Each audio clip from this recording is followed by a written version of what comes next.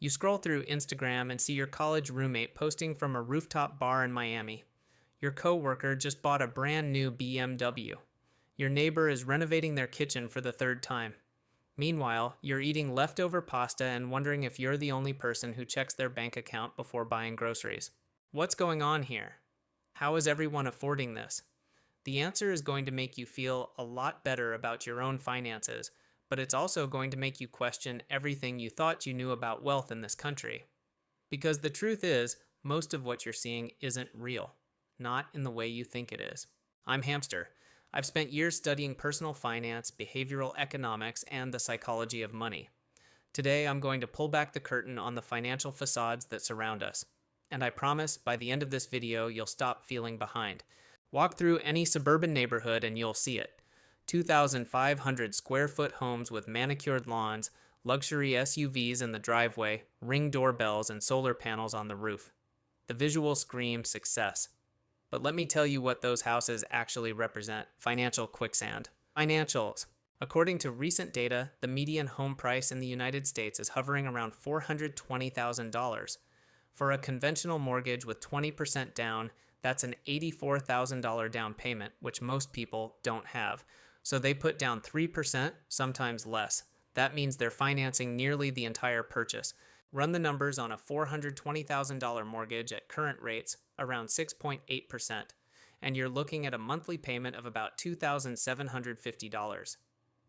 Add property taxes, roughly $350 per month, insurance, $150 per month, and HOA fees where applicable, and that payment easily climbs to $3,300 or more. For someone making the median full-time income of about $62,000 a year, that's $5,200 per month before taxes. $3,300 of that going to housing is 63% of gross pay. The rule of thumb is that housing shouldn't exceed 30% of your gross income, which for a $62,000 earner is about $1,550 a month. These people aren't wealthy. They're house poor. Every dollar is spoken for before it hits their account. They're one missed paycheck away from disaster. But the house is just the foundation of the illusion. Let's talk about what's parked in the driveway. Cars might be the single biggest lie detector in personal finance. A new car screams, "I've made it." But in 2025, the average new car payment in the United States is over $740 per month. For trucks and SUVs, which dominate American roads, it's often over $1,000. 72-month loans are now standard. Some people are stretching to 84 months. That's 7 years of payments on a depreciating asset. Let's say you're financing a $55,000 SUV, which is completely normal. At 7% interest over 6 years, you're paying over $950 a month. But it doesn't stop there. Insurance on a new financed vehicle averages around $220 a month. Gas is another $200 if you're commuting. Maintenance, even on a new car, adds up. You're easily at $1,400 a month minimum just to own and operate that vehicle. Combine that with the $3,300 mortgage, and you're at roughly $4,700 a month in just housing and transportation. That's more than the entire gross monthly income of the median earner. And we haven't even talked about food, utilities, or the 17 streaming services. This is how people are affording their lifestyles.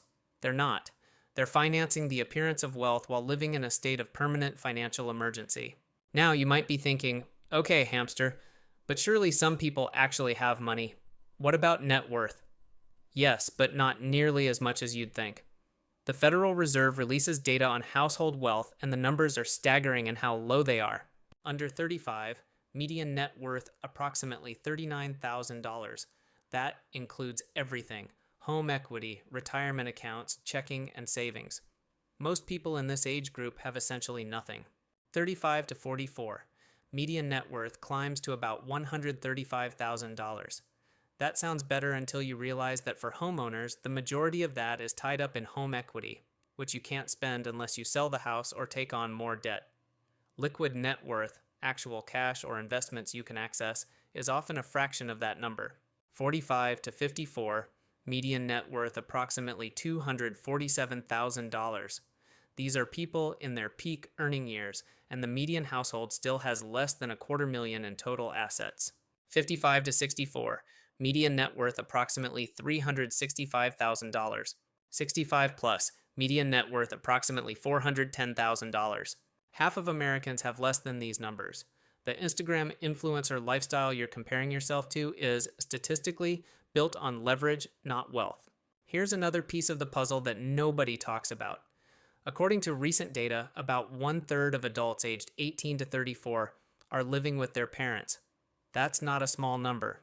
Living at home eliminates rent, often eliminates groceries and utilities, and frees up an enormous amount of cash flow.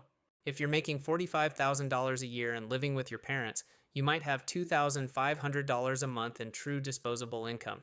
You can afford the luxury car payment, the weekend trips, the designer clothes. You look successful because you've eliminated your biggest expense, housing. Meanwhile, the person making $70,000 and paying their own rent has less discretionary income than you do. This isn't a criticism. Multi-generational living is common in many cultures and makes financial sense. But it creates a distorted comparison. You're looking at someone's lifestyle and assuming they're earning way more than you, when in reality, they're just spending way less on essentials. Then there's the invisible safety net. A 2024 survey found that roughly 50% of parents with adult children provide them with some form of regular financial assistance. We're not talking about an occasional dinner. The average amount is nearly $1,500 per month. Rent assistance, car payments, insurance, groceries, phone bills. So when you see someone in their late 20s driving a new BMW and living in a nice apartment downtown, there's a decent chance mom and dad are subsidizing a significant portion of that lifestyle. And you'd never know it. They're not going to post about the Venmo transfer from their parents' account. Instagram shows the car, not the help. This creates what I call the invisible income effect. You're comparing your entire financial reality against someone else's curated financial facade built on a foundation you can't see. Let's talk about investing. Walk into any corporate office and you'll hear people talking about their portfolios, their retirement accounts, how the market's doing. It creates this impression that everyone's investing, everyone's building wealth through compound interest. But according to recent data, only about 62% of US adults own any stock at all. That means 38% have zero exposure to the stock market, no retirement account, no brokerage, no index funds. And of the 62% who do invest, a large portion have relatively small amounts. The median retirement account balance for Americans in their 30s is under $50,000. That's not nothing, but it's also not the diversified, aggressive wealth building you'd assume based on how often people talk about it. What you're seeing is selection bias in action. The people who talk about investing are the people who invest.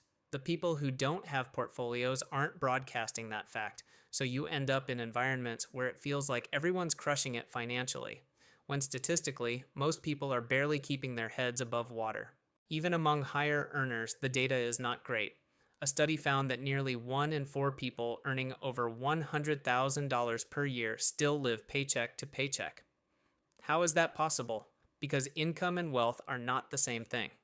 You can have a 6-figure salary and still be broke if your expenses scale with your income. And for a lot of people, that's exactly what happens. Here's where it gets interesting. The psychological term for what we've been talking about is called social comparison theory. Humans are hardwired to evaluate their own success by comparing themselves to others. It's not a flaw, it's biology. The problem is that in the modern world, your comparison group has exploded. It used to be your neighbors, your coworkers, maybe your extended family. Now it's everyone on the internet. You're comparing yourself to people in different tax brackets, different countries, different stages of life, and you have no context for their actual situation. You're playing a game where you don't know anyone else's score, but you assume they're all winning. There's also something called the reference group effect. If you hang out with people who spend a lot, you'll spend more. If your social circle includes people who lease luxury cars and take international trips twice a year, you'll start to feel like that's the baseline. You'll feel broke even if you're objectively doing fine because your frame of reference is skewed. This is why lifestyle creep is so dangerous. It's not just that you spend more as you earn more. It's that you start comparing yourself to a higher tier of spenders, which makes you feel like you're falling behind even as your income climbs. Let's be honest, some people are genuinely doing well. There are people who earn high incomes, invest wisely, and build real wealth, but they're rarer than you think. According to IRS data, only about 9% of households earn over $200,000 per year. Only about 1% earn over $500,000. The ultra wealthy you see online, the people with the Lamborghinis and the beach houses, they're statistical outliers. You're comparing yourself to the top fraction of a percent and wondering why you can't keep up. It's like watching Olympic athletes and feeling bad that you can't run a 4-minute mile. The comparison itself is fundamentally broken. There's another factor we haven't touched yet: side hustles. According to a recent survey, about 45% of Americans have some form of side income: freelancing, gig work, a small business, selling stuff online. And a lot of that income goes unreported or underreported on social media. You see someone living a lifestyle that doesn't match their day job, and you assume they're either in debt or secretly rich. The reality might be that they're pulling in an extra $2,000 to $3,000 a month from something they barely mention. That's not deception, it's privacy, but it warps your perception of what's normal. Credit cards play a huge role here too. The average American has about $6,000 in credit card debt, but plenty of people carry way more than that. It's entirely possible to fund a lifestyle that looks affluent by running up balances you can't actually afford to pay off. From the outside, you'd never know. The vacation looks the same whether it was paid in cash or charged to a card at 22% interest. The appearance is identical. The financial reality is completely different. That beach photo might be costing them $200 a month in interest for the next 3 years. Then there's timing. Someone might post about their new car in month 1, their vacation in month 3, and their home renovation in month 6. You see all of it condensed into your feed and think they're doing all of this simultaneously.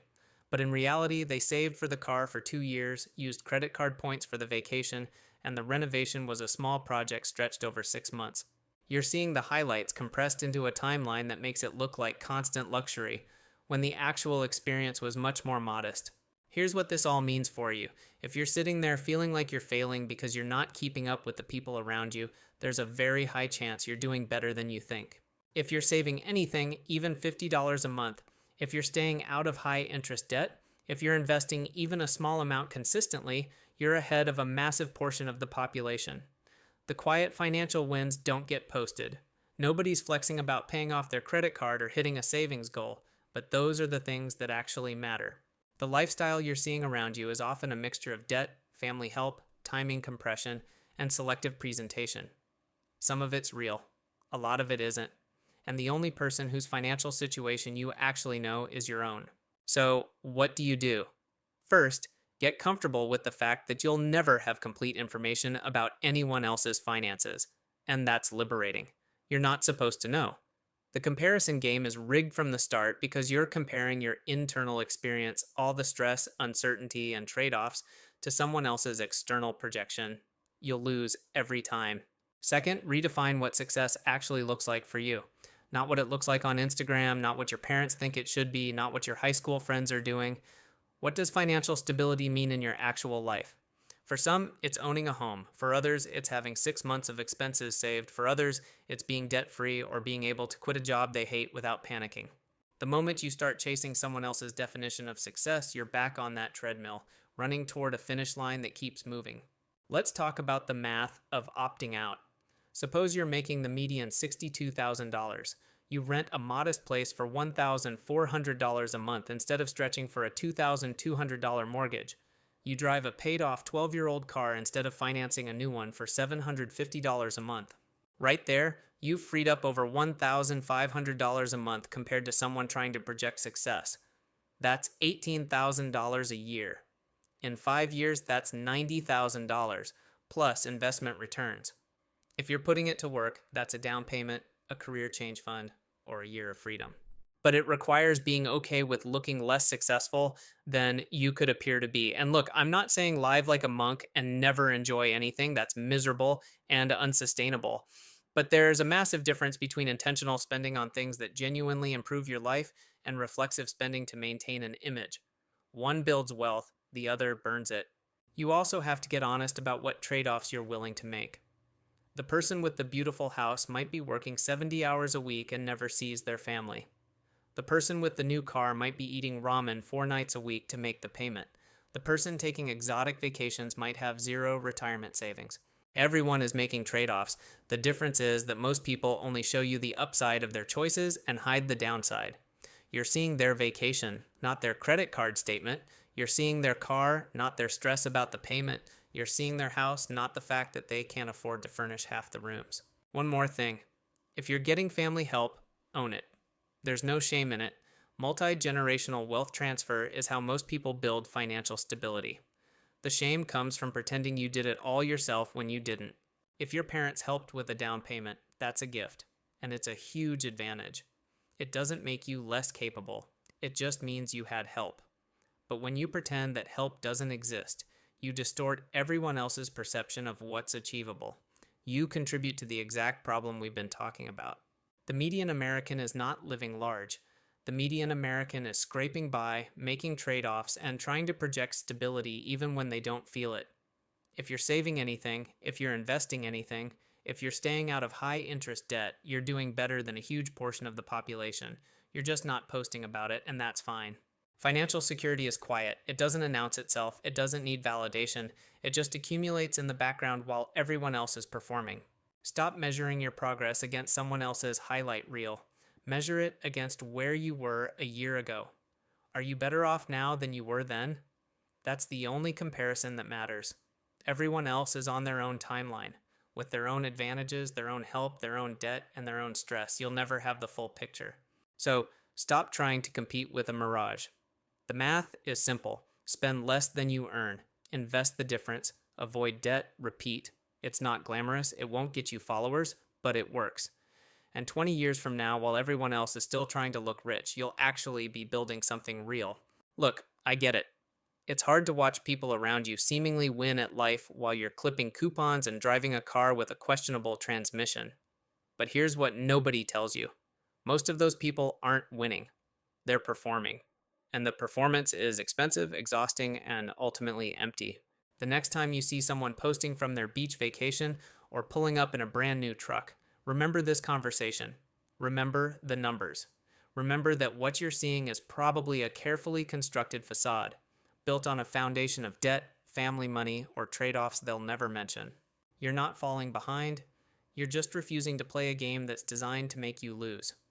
The people who actually make it financially are the ones who figured out that nobody's keeping score except them. They stopped caring what their neighbor drives. They stopped trying to impress people who don't actually care about them. They got comfortable looking average while building something substantial underneath. That's the real wealth. Not the house or the car or the vacation photos. The real wealth is waking up without financial anxiety. It's being able to quit a terrible job because you have options. It's not checking your bank account before buying groceries. That's what you're working toward.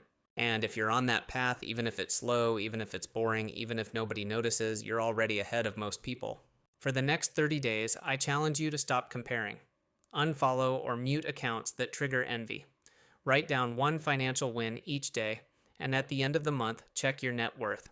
I bet it's higher than you think. I'm Hamster. Subscribe for more Real.